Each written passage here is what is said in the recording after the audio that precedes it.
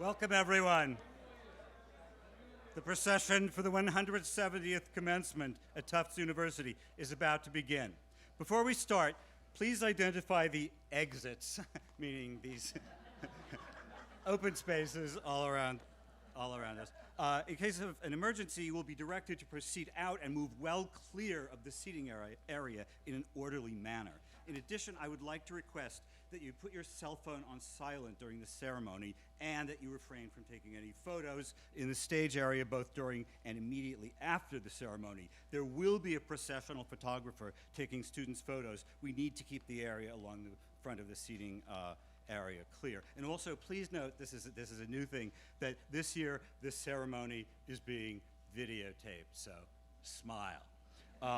Diplomas will be mailed to a student's diploma address as entered in SIS as of the degree conferral date, 10 business days after the degree conferral. In the absence of a diploma mailing address, diplomas will be mailed to the home address as entered in SIS as of the degree conferral date. Now, please welcome the graduates from the Department of Studies in Race, Colonialism, and Diaspora, and the Department of English.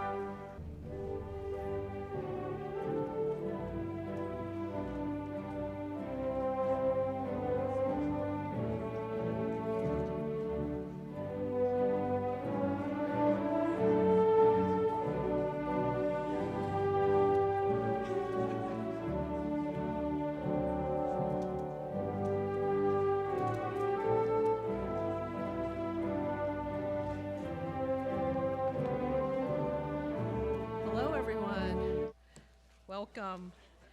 The commencement ceremony for the Department of Studies in Race, Colonialism, and Diaspora and the Department of English of the School of Arts and Sciences will now be in order. Please be seated. Well, you're already seated. Welcome. I am Dorothy Wong, Chair of the Department of Studies in Race, Colonialism, and Diaspora, Tufts' newest, and we like to think mightiest department.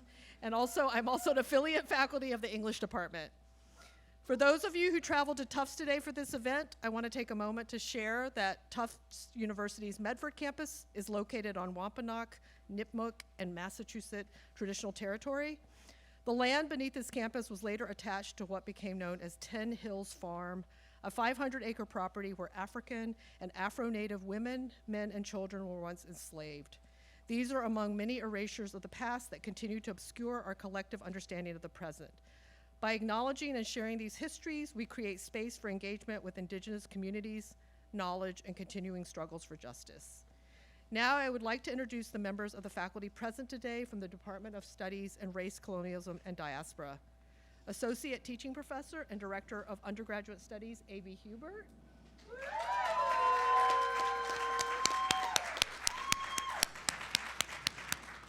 And Assistant Professor Courtney Sato.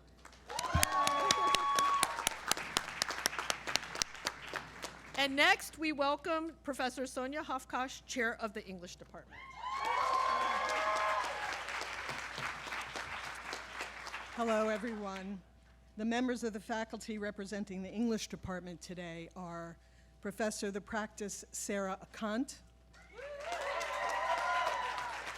Associate Professor Jess Kaiser,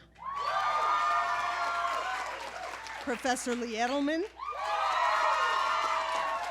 Professor Joseph Litvak, Professor Sarah Robbins, Assistant Professor Sarah Robbins, Lecturer Anna Ross, Associate Professor Nathan Wolf, and affiliated with the English Department, Associate Professor Dorothy Wong. Now our host, Sherry Fultonier, Professor of the Practice and Dean of the School of the Museum of Fine Arts, will address us.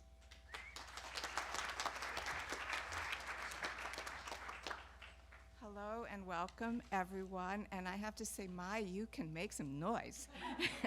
I hope you keep doing it throughout the day.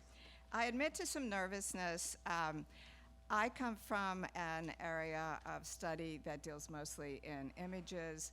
You are scholars who work with words and text. So my brief comments are going to deal mostly with an image that I hope you can take with you. You all know that the Tufts motto is Pax et Lux, peace and light. I am sure you've heard a lot about that through the ceremonies. I'd like to focus on how Tufts was conceived from its beginning as being a beacon on the hill. Since that moment, that's in itself is a powerful image, and Tufts is indeed on a hill. But since its founding, it has expanded to my school, for instance, which might be actually at the lowest elevation in Boston. We're at the Fenway, and also to the Medical School and Health Sciences Complex in downtown Boston, and then out into actually higher elevations in Grafton, where the veterinary school is. I think we're all beacons in our own way, and think about a beacon for a moment. It is a light on a hill, or a light as we have it in the Fens.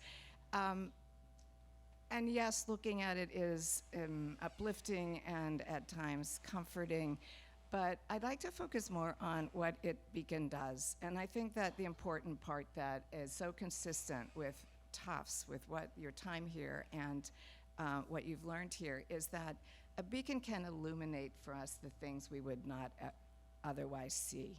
And that is especially true, not in the best of times, a beautiful day like this, a time when things are going well for you, but a time when things aren't going so well, when it's a little darker, when the clouds have rolled in. And I think having that beacon there to show you what you may not otherwise be seeing is an image that I hope you will take with you as you leave. I think it's also can show you things in the light within others. The others that you've spent time with here, whether they're your colleagues in your classes, your faculty, the staff you've worked with throughout your time, their light is critical too.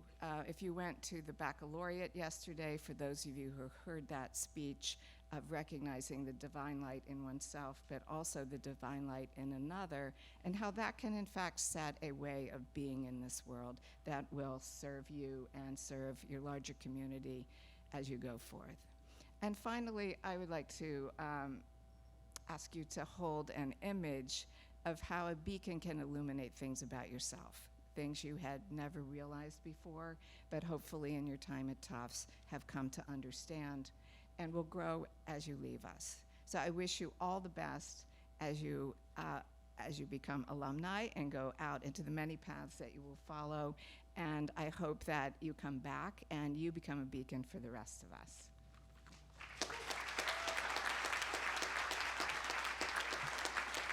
I return to the podium just very quickly to introduce my colleague, Tony Lee, who I forgot to introduce.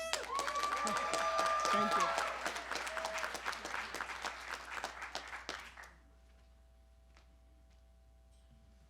Hi, everyone.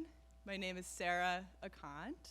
I'm professor of the practice in poetry in the English department. Before we move on to the recognition of honors, thesis writers, prize winners, and the graduates in both departments, I want to offer a poem in honor of the occasion. So I'm going to read Blessing the Boats at St. Mary's by award-winning poet Lucille Clifton. Lucille Clifton wrote this poem during her time as a distinguished professor at St. Mary's College of Maryland.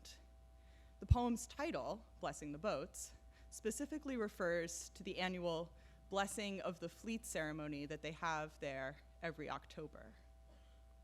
But of course, it's much more than that. It's an intense and immersive poem about transitions, journeying from one place to the next. Here, the boats are real boats, but they're also a metaphor for anyone who's about to embark on a journey. So I offer Clifton's words as a genuine blessing to each of you graduating today.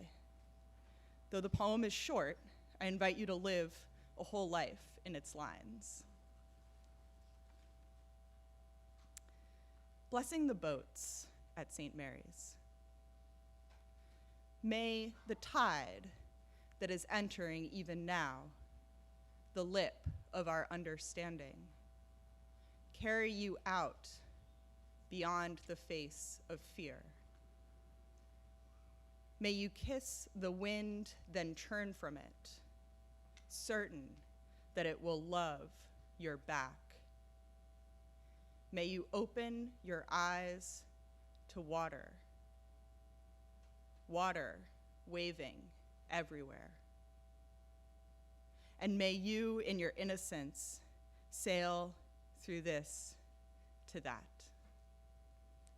Thank you.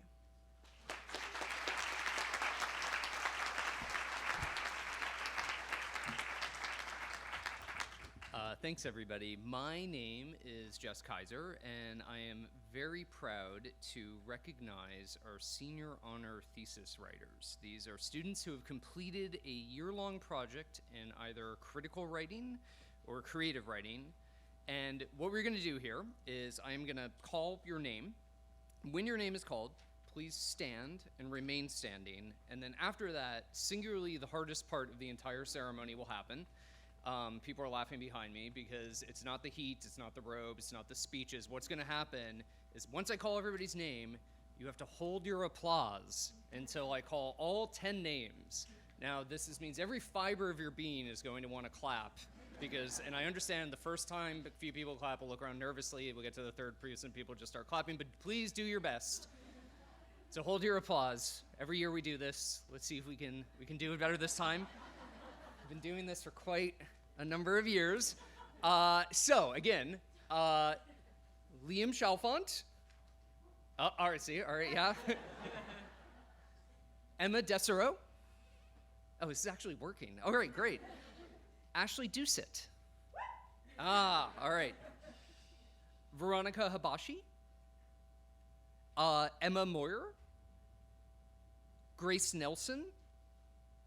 Lily Newberry. Emily Sullivan, Alicia's son, and Zed Vanderlinden. All right, now,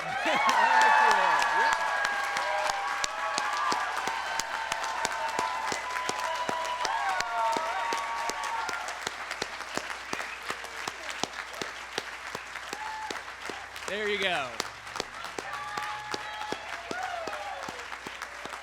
And you may be seated. Thank you. It's much better when we save it all up, as you can see. So we have to do the same thing again. It is now my pleasure to present this year's winners of English Department Student Prizes. For those prize winners who are here, again, please stand when your name is called and remain standing. And again, we'll fight every fiber of our being not to congratulate, not to do it immediately. So just hold back for a minute. So, our first prize, and there's a couple prize winners here, named in honor of Mary Grant Charles, the Charles Scholarship Fund recognizes students who have shown outstanding talent in writing in any genre, creative or critical, that Mrs. Charles herself possessed and valued.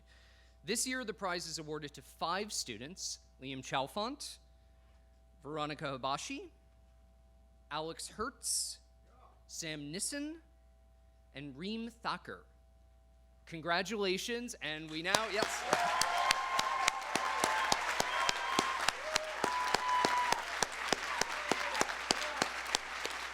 Please be seated. Next prize, alternating between the music and English departments, the Mabel Daniels Prize was endowed by Mabel Wheeler Daniels to recognize undergraduates who showed marked creative talent and accomplishment in either music or literature. This year's sole recipient is Bella Silverman.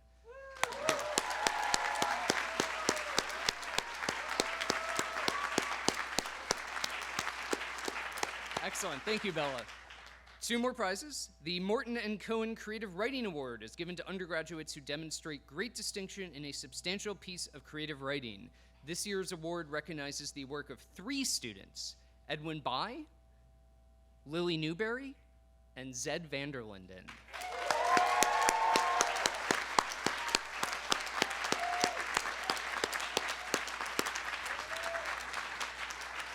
Congratulations, you may now be seated. 1 more prize. The English Department Prize was created by the Class of 1898 Fund and is awarded to students who have shown overall excellence in English studies. This year, the Department of English Prize is awarded to 3 students: Hongru Chen, Alexander Krete, and Grace Nelson.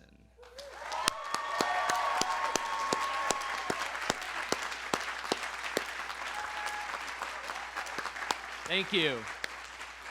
It is now my great honor to invite Grace Nelson, our student speaker, someone who I've gotten to know very well over the years, and a true honor to have her come up and give a talk. So please, Grace, come on up.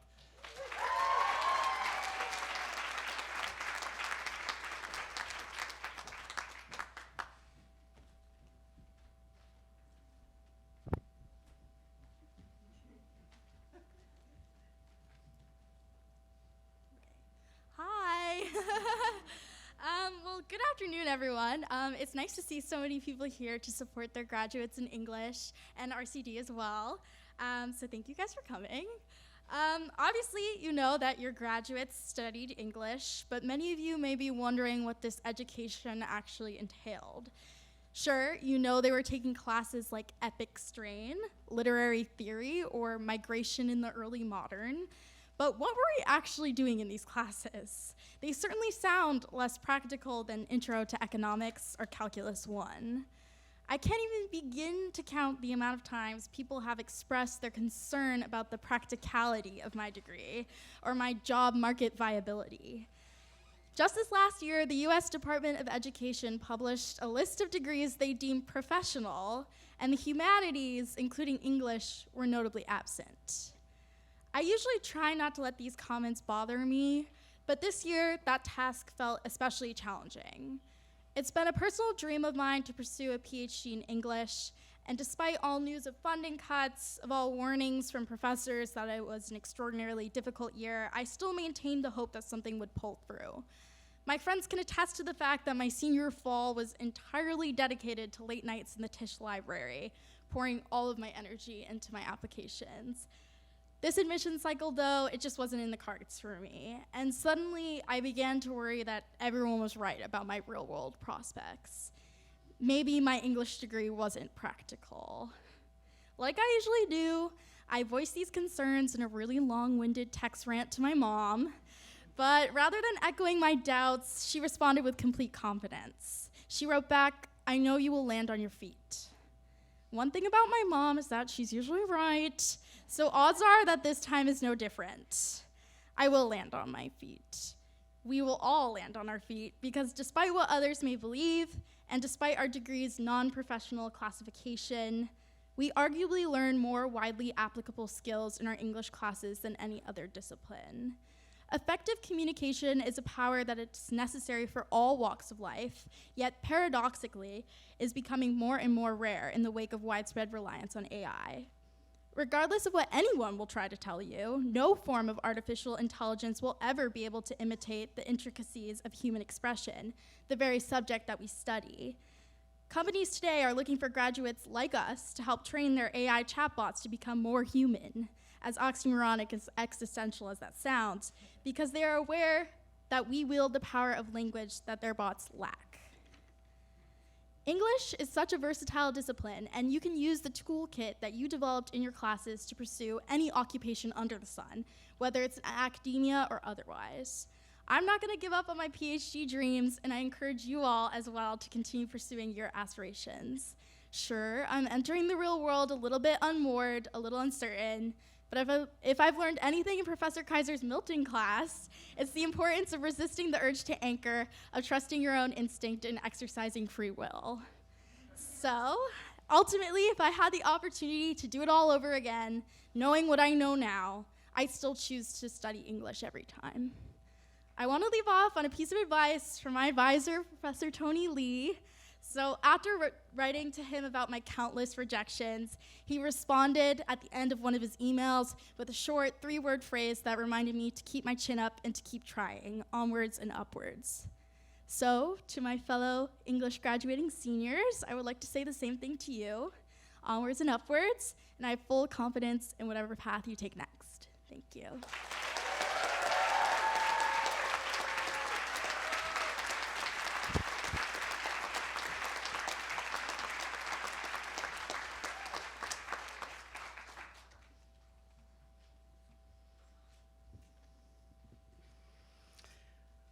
Unanchored but together.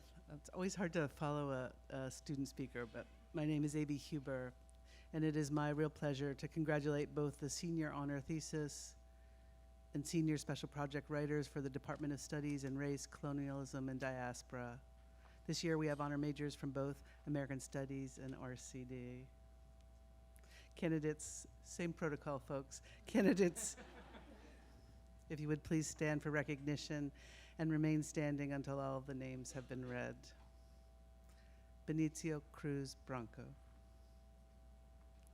Rita Dye, Vanessa John, Samantha Jonas,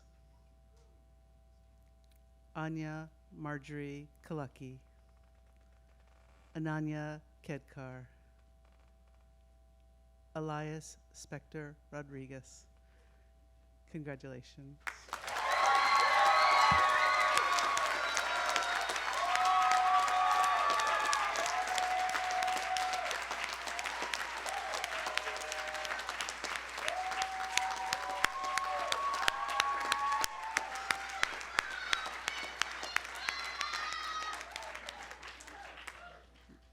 Their work has been so beautiful.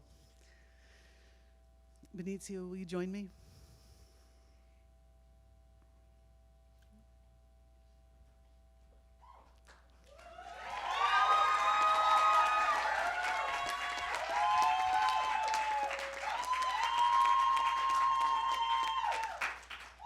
It's a pleasure and honor to introduce RCD student speaker, Benicio Cruz Branco.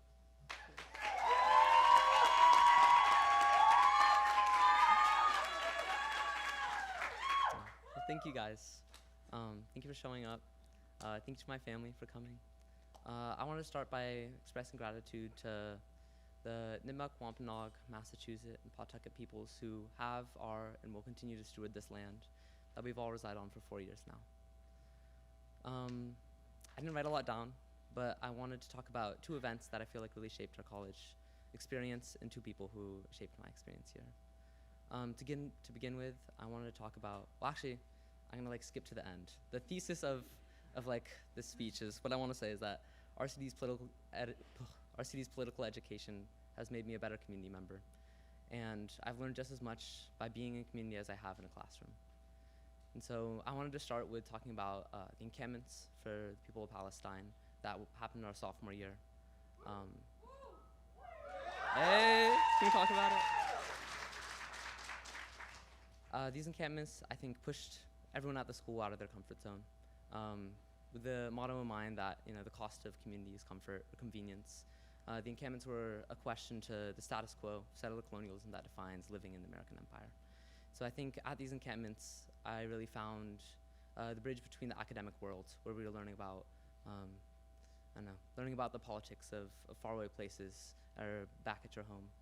But at the encampment, it was the opportunity to act on it and to live it out and to live these politics in the everyday. And so I found that super valuable. And even, you know, when the administration and the institution was oftentimes repressing student voices or intimidating students, it was the RCD faculty who came out to the encampment and stood with students and told us that we had a place at the institution and showed us that our protest was justified and that our voice was meant to be heard. So I really appreciate that, and that was a very formative moment, I think, in all of our college experiences here. It was through the encampment that I met Vanessa and Sam. We're all part of the Indigenous Students Organization. With Vanessa, Sam, we helped plan the Indigenous Peoples Day celebration for 2024 that I was super proud of. It was an opportunity for us to celebrate and give voice to Indigenous peoples, Indigenous cultures, Indigenous art, Indigenous resistance, you know, just the continued presence of Indigenous peoples, even in the colonial nation, in the colonial university. And I'm so proud of the IPD that we put on. And to me, it also was an experience in which I got to live out the academic political world that I was studying every day in the real world. It was also a reminder, well, to give a little context, this last year, the TCU, Tufts Community Union, like student organization, club, whatever organization, they decided to cut all the funding for the Indigenous Peoples Day celebration because they thought that Tufts University should host the celebration because it's a school-wide event, because it connects people outside of the community, because it has such a big budget, because it requires such a big budget. But speak on that. And Tufts University didn't want to fund it because they said it was a student-run event. And so this year we were forced to put on with a very limited budget. And the next year we're gonna institutionalize IPD, Indigenous Peoples Day. And so the university will be able to put it on with an extremely reduced budget and with censorship power over what will happen. And so, I don't know, I also want to mark that. It's a complex thing to graduate from a private institution. And that isn't something that we maybe should do with complete pride. I think these two experiences have really helped me understand what it means to be in community and the responsibilities we hold by inherently being in relation with others. On that note, I want to also shout out two mentors of mine who helped me through this experience, which were Abner and AB. Abner is 10 years old. He goes to West Somerville Elementary School, like 5 minutes that way. And I got to know him for the past 3 years through the DREAM program, which is a mentorship program. Usually, like, all play games together after school with a big group. But Abner was kind of shy, and so I took him to the craft center once, and then he demanded after that we go to the craft center every single week. And I have gotten to learn so much by being in relationship with Abner. Someone told me that youth education is one of the best places to, you know, exercise political education, not necessarily because we're talking about late-stage capitalism or neoliberal hell, but because I get to take these abstract values and live them out in everyday actions, and that was super valuable to me.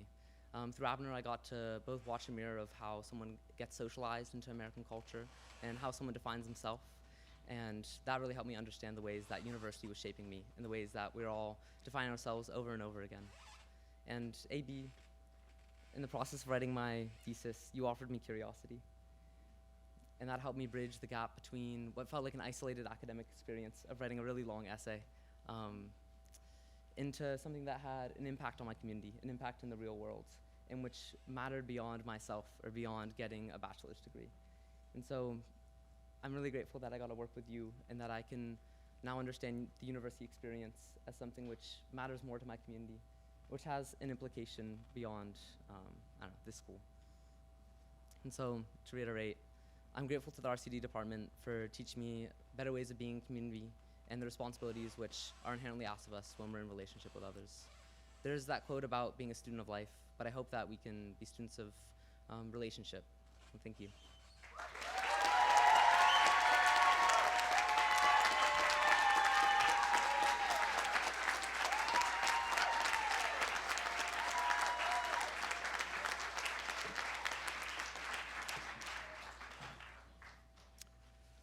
Hi there, my name is Lee Edelman, and I'm here to represent the graduate program in the Department of English. We're going to recognize first two candidates who are unable to be with us today, but who have the honor to be recognized for the degree of Master of Arts in English. They are Jessica Maloney and Jem Shin. And now we'll go on to recognize the graduates from the Department of English for the degree of Doctor of Philosophy. Graduates, would you please rise and proceed to the stage?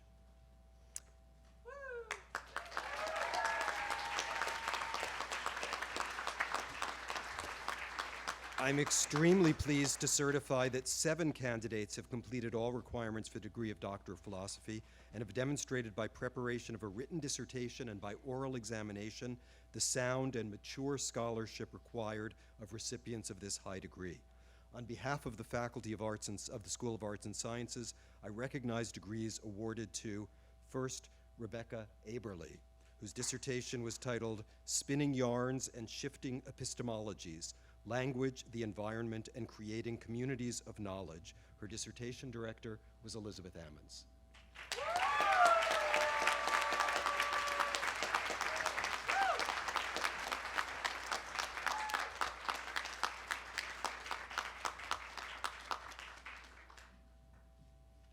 And second, Ahmed Bagherli, dissertation title Lost Histories, Contemporary Literature's Dispute with the Archive, and his dissertation advisor was me.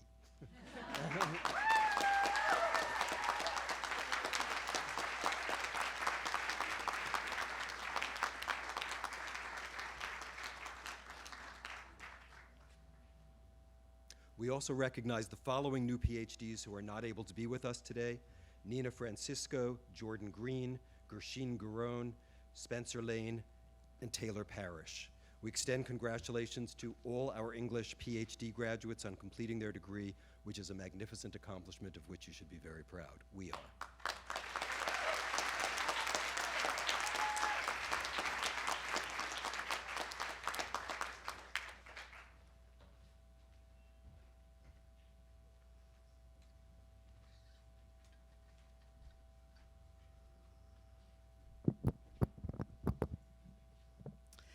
And now for the conferral of the RCD degrees. Please stand.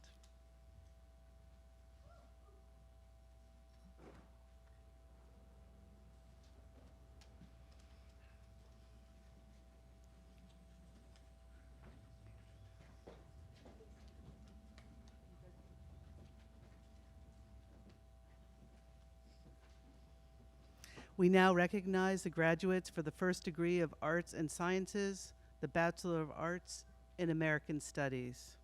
It is my honor to present these 3 candidates on behalf of the faculty of the School of Arts and Sciences. Vanessa C. John.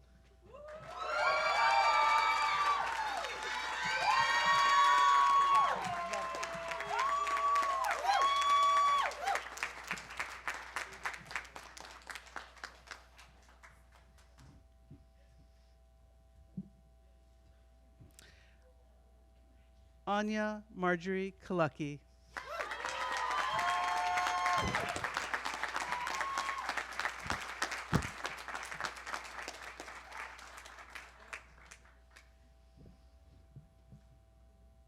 Ananya Kedkar.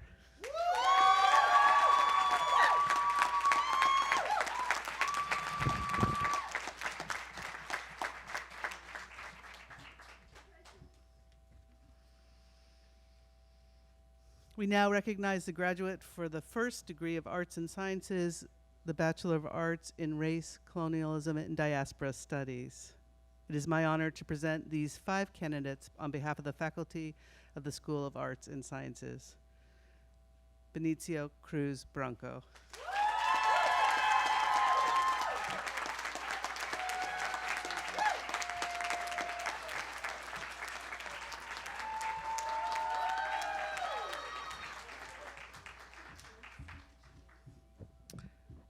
Rai Tong Dai.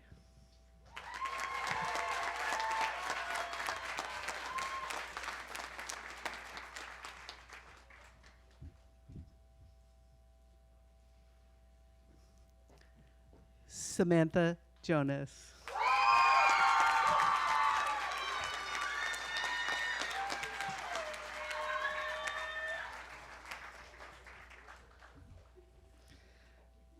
Elias Spector Rodriguez.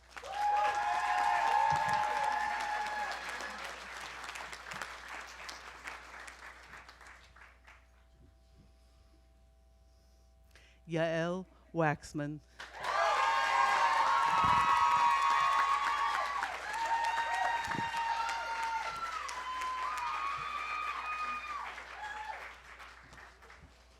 We cheer you on. Congratulations.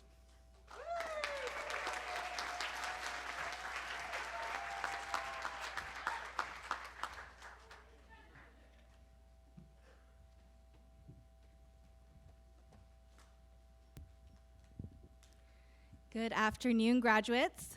Good afternoon to the families and friends who have joined us here today to celebrate the students seated before you. My name is Courtney Sato, and I'm an assistant professor in the Department of Studies in Race, Colonialism, and Diaspora. And it has been an immense privilege and gift to learn and think alongside this group of students and their peers here at Tufts. I want to begin with a letter that arrived late. In the spring of 1942, the University of California, Berkeley mailed a diploma to a young Japanese-American man named Yonekazu Satoda. By the time it reached him, he was no longer at the address on file.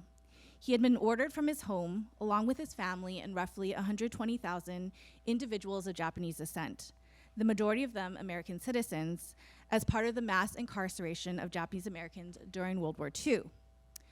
The university's letter followed him to the Fresno Assembly Center, where it arrived with 4 cents in additional postage due, the cost of forwarding something to a place that the Postal Service had not anticipated. I first encountered Mrs. Satoda's life and story through the archive as a graduate student. What I found, buried in my university's largely unknown holdings, was a diary, roughly 200 pages of faded loose leaf, written in neat cursive during nearly 3 years of confinement.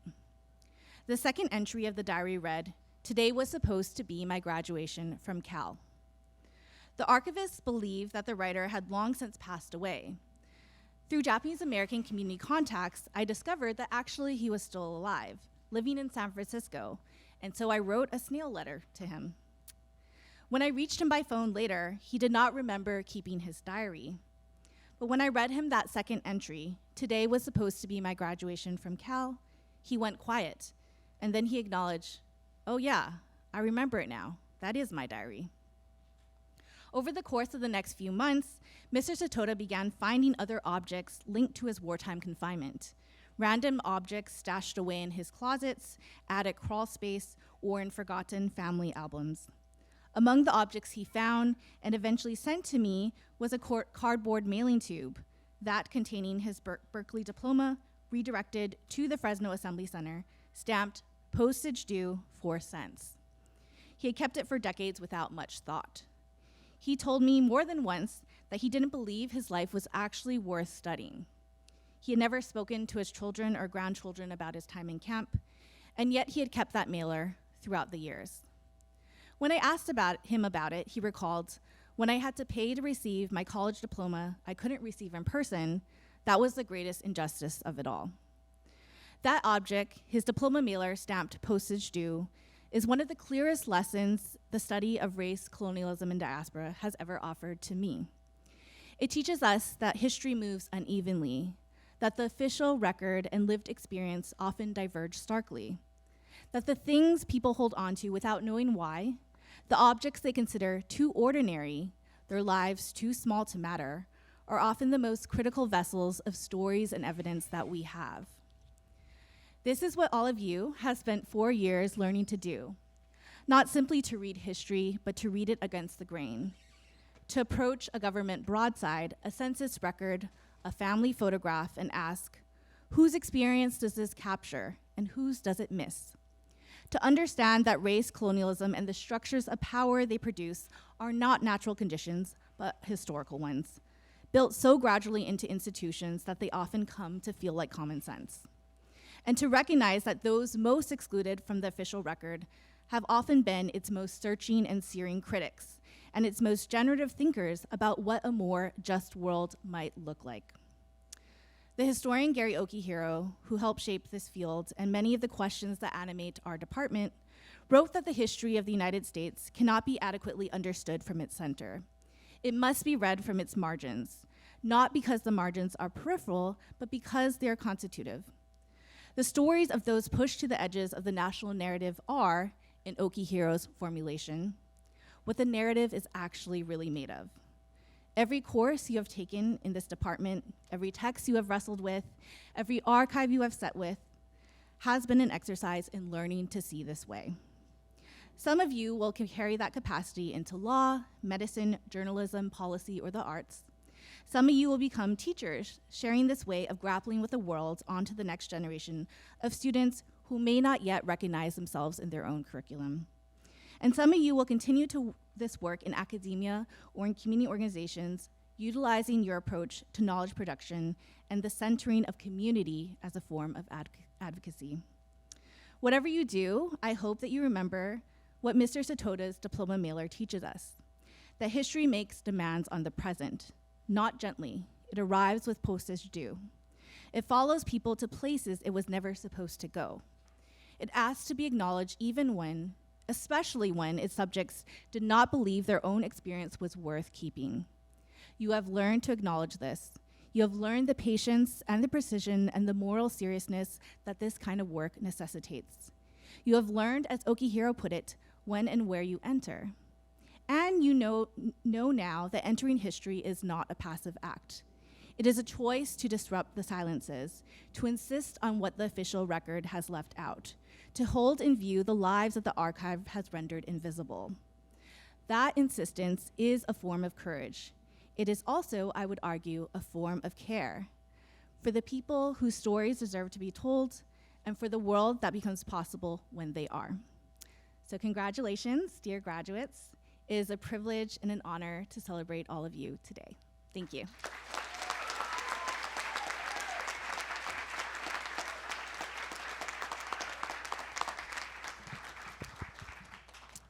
Thank you to all three of our wonderful speakers. We shall now recognize the graduates for the first degree in Arts and Sciences, the Bachelor of Arts in English. I have the honor to present 28 of the 40 English degree candidates on behalf of the faculty of the School of Arts and Sciences. Students should move to the stage one row at a time. Please wait to stand until your row is directed to the stage to avoid blocking the audience.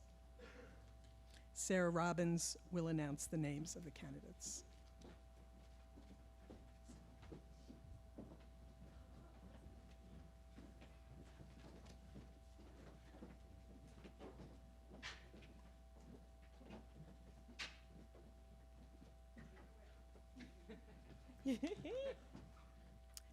Grace Nelson.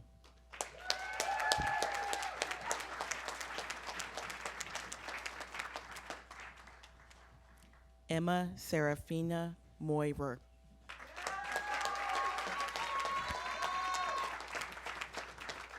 Veronica Mary Habashi.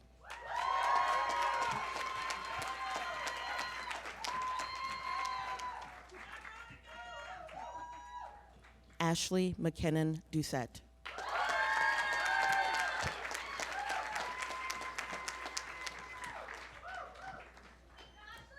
Emma Desereau.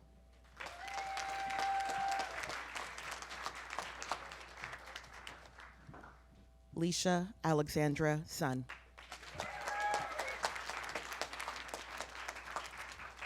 Emily Shermay Sullivan.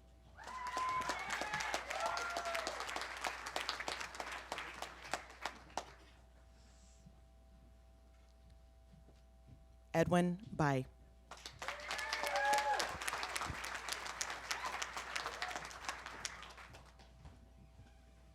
Zed Vanderlinden.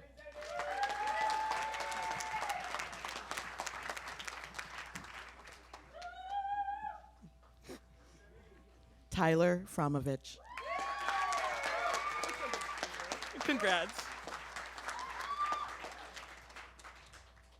Ethan B. Essner.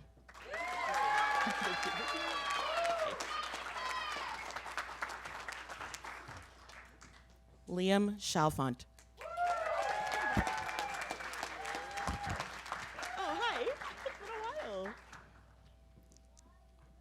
Bella Silverman.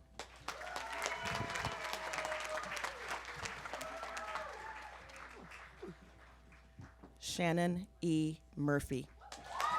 Congrats, Shannon.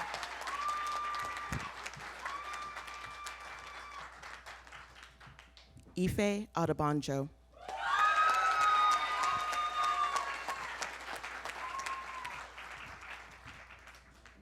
Hongru Chen.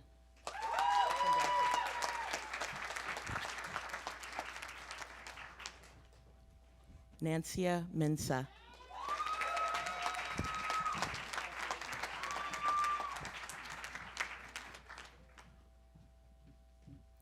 Urvija Vishad Mafatala.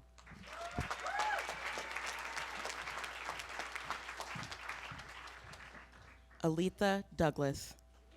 Congratulations.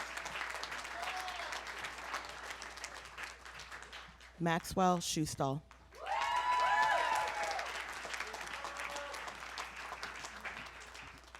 Jian Leong.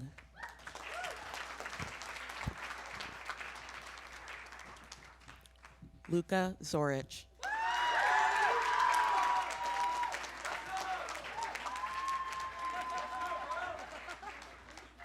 Sophie Benson.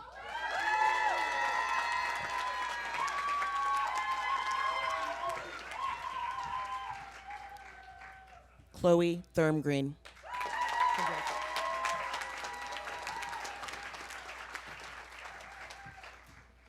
Alexander Clayte.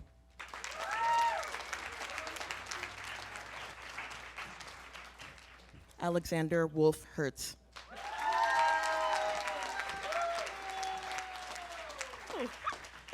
Eleanor Tyne.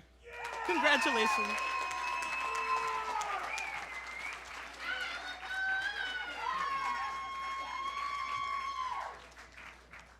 Lily Newberry.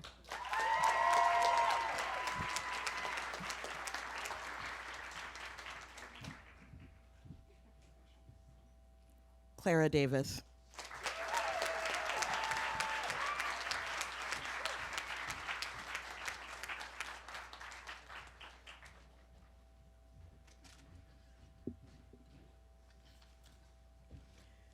Okay, we're approaching the end. Congratulations, graduates in English and RCD. Your mic's off, Mike. Oh, Oh, it's on, but okay. now it's on? Oh, there it is. Congratulations, graduates in English and RCD, on getting to this culminating moment of a journey that is only one among the many you will take in the time to come. Please join me in thanking the families and friends who have supported you through these years and who now gather to celebrate your accomplishments. Please, can I have some grateful applause?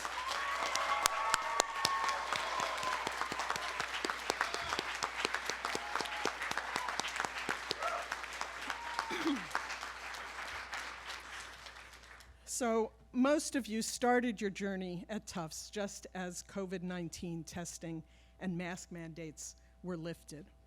Still, challenging, disturbing events have continued to unfold, both near and far, during the past 4 years.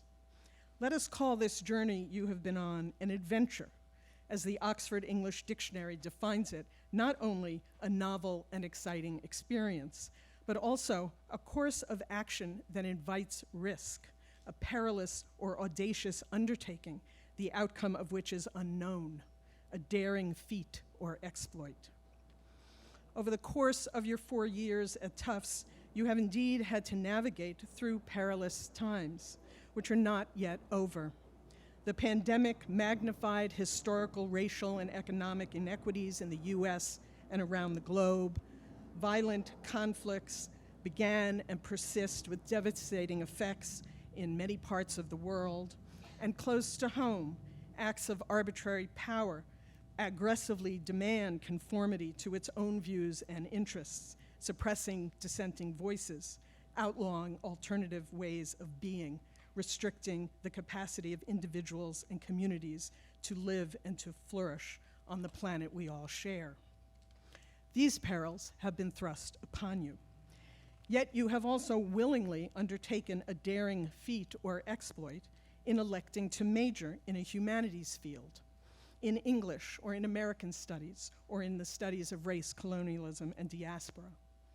English is a discipline that is often employed metonymically to represent the humanities more broadly, as in a 2023 New Yorker article called The End of the English Major, which seeks to explain what it rather dramatically calls the free fall in humanities enrollments around the country. I do not want to dwell on the various factors contributing to the precarious state of the humanities in our current educational system, which is itself more broadly under attack at this moment. What I do want to highlight is the audacity and daring of your choice of intellectual focus, precisely to insist on the fundamental importance, now more than ever, of an education that prioritizes the cultivation of literacy.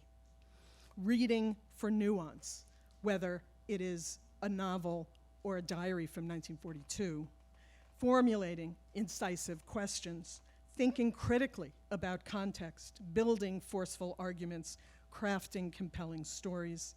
These are some of the talents and skills you have developed by paying deep, sustained attention to the complexities and efficacies of language in your study of literary, social, and cultural representation. These are the talents and skills necessary to an inquisitive mind seeking to understand what it means to be human, how to exist among and with other human and non-human beings across difference and across borders, which is an undertaking the outcome of which is unknown, because such an inquiry takes many forms and is ongoing, an open question. Many of you, like Grace, have probably had to justify your pursuit of this open-ended inquiry to skeptical or concerned friends or family. What can you do with an English major? To what career does such a major lead? How will proficiency in reading, interpreting, or writing literature prepare you for the challenges of the future? Perhaps even if you have had to justify your choice, you may still feel that I exaggerate when I insist that you have been audacious and daring in choosing a path that teaches you how to think deeply and how to communicate your thinking with force and style, even if it does not lead directly to Wall Street or to Google or wherever your idea of success may be. Let me say that, like motorcycles, humanities majors are everywhere. People who major in English have become award-winning authors, prominent journalists, influential educators, admired actors, filmmakers, songwriters, comedians, but they have also become CEOs. For example, at Disney, Xerox, MTV, whose CEO started as a copywriter, as well as lawyers, politicians, Supreme Court justices, among them Thurgood Marshall, doctors, including a Nobel laureate in medicine, directors of federal agencies, an astronaut, Sally Ride, and a commissioner of Major League Baseball, Bart Giamatti. The co-founder of Anthropic majored in English. This is not to say that you are all destined to become famous actors or billionaires, but you will inevitably take the questions you have learned to ask and the wisdom you have accumulated about how language works, about the power of words and of communication wherever you go. The point I want to highlight is that in choosing the path you have taken, the adventurous because open-ended path, you have indeed invited risk, precisely because so much, maybe even everything, is at stake in that choice. Let me briefly recount a story that Toni Morrison, who was an English major, offers in her 1993 Nobel Prize lecture. Once upon a time, an old blind woman known for her clairvoyance is visited by some skeptical young people who want to test the truth of her insight. One of them says, "I hold in my hand a bird. Tell me whether it is living or dead." The old woman takes a long time to answer, and when she finally speaks, she admits that she doesn't know whether the bird is alive or dead, but what I do know, she says, is that it is in your hands. Morrison presents this story as an allegory. The old woman is a writer, and the bird is language. For Morrison, the writer thinks of language partly as a system, partly as a living thing, but mostly as agency, as an act with consequences. Those are Morrison's words. It is beautiful, but it is also vulnerable. For it, as a system, it is powerful, but as a living thing, it is susceptible to death, to erasure. For the writer, living language is a device for grappling with meaning. It is subtle, complex, generative. It refuses to monumentalize. By contrast, dead language cannot form or tolerate new ideas, she says, shape other thoughts. In its moribund state, it can only sanction ignorance and preserve privilege, providing shelter for despots, summoning false memories of stability and harmony for the public. Those are Morrison's words in 1993. Whether the bird that is language is alive or dead, thus has real consequences in the world. And what really matters then is that what the young people do with the wisdom the old woman shares with them. The bird is in your hands, one meaning of which, the future of language, the future is yours to determine. Morrison imagines the young people asking more questions, challenging the old woman, pressing her for stories, and in the process learning to tell their own. One lesson I take from this is that as readers of books or of the world, we too must be writers. We must take active responsibility for the living thing that is language, for what it does or could do. It is an act with consequences.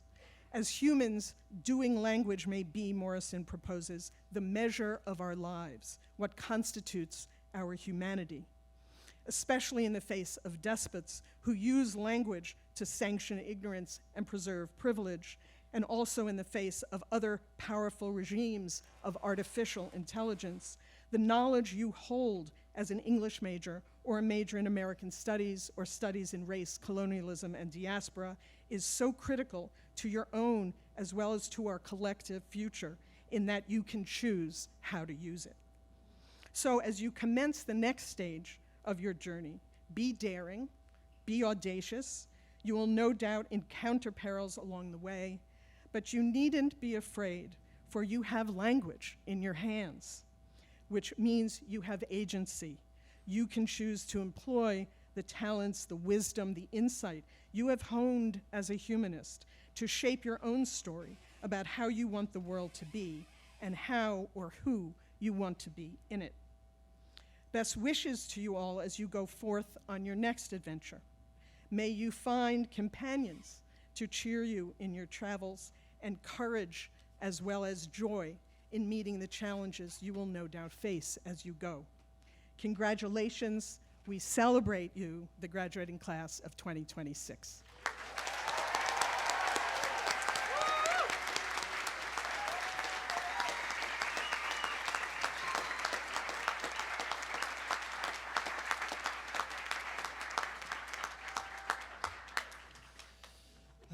It's hot in here, but it's almost over. But first, we ask that you remain seated until the platform party and graduates have recessed, after which time please move outside to meet and congratulate your graduate. I would like to thank the many people who made this event possible, and they are not up here on this platform. They are for example, the staffs of RCD and English, the department administrators, the staffs of various other offices, the events office, too numerous to name. You know who you are, we know who you are. Thank you all so much for all your work.